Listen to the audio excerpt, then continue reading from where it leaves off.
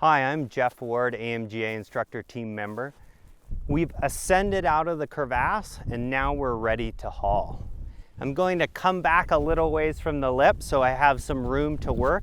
I don't necessarily need to go all the way back to my anchor. I can work a little closer to the edge and that'll make for better communication and a little less rope stretch and friction. So I'm going to move back a little ways. And if I've assessed this zone really well with probing, I can, since I'm away from the edge, now come off of here safely.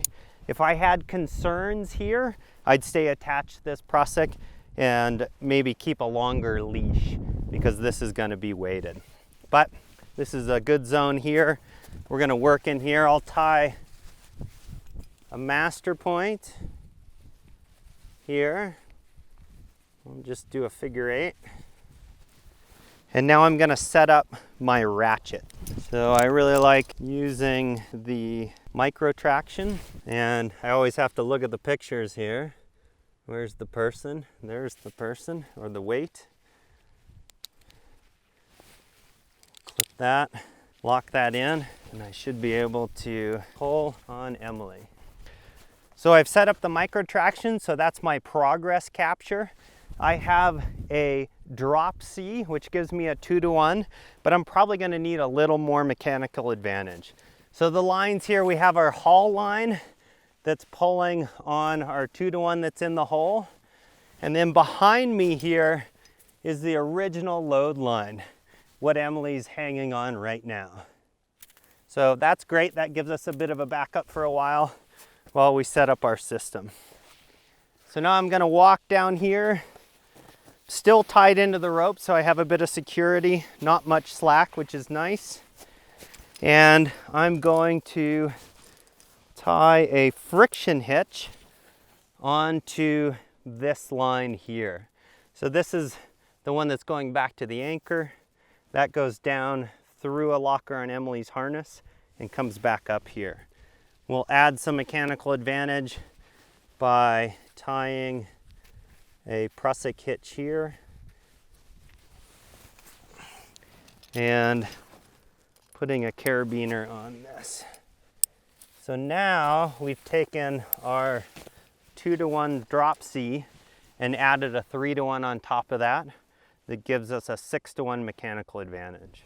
I'm going to back up so I can get a good angle on this.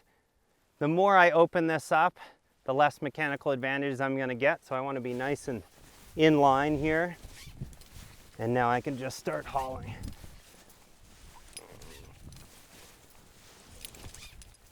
Once it gets back near the micro traction, I can then just slide it out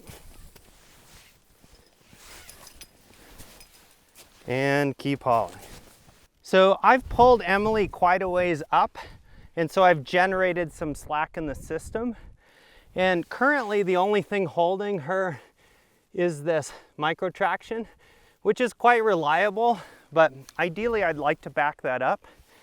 If I go over to the original load line, one of the methods is to see if I can get slack in that original line. If I can, I'll pull all the slack up until I come tight to the person in the hole, and then I can just tie a knot in that system, and that eliminates that slack.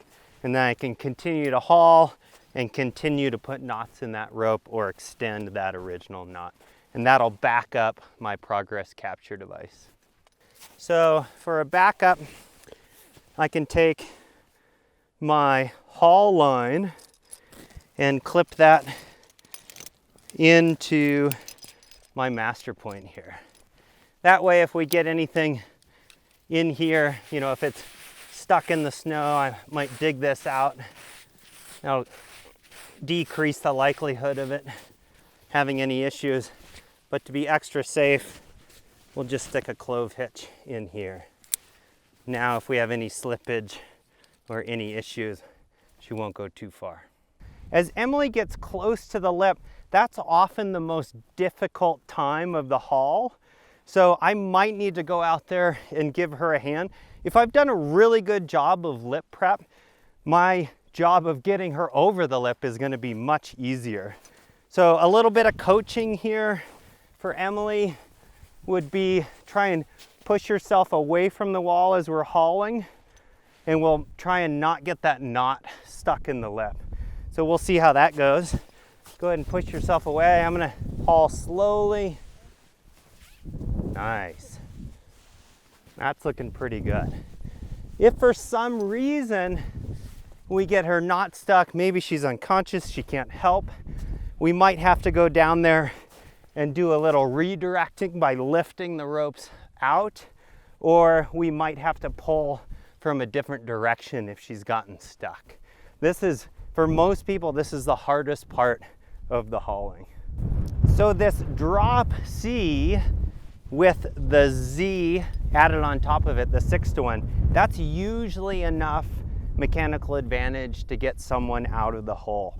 As long as you've done really good lip preparation, you should be able to do that even with just one rescuer on the surface.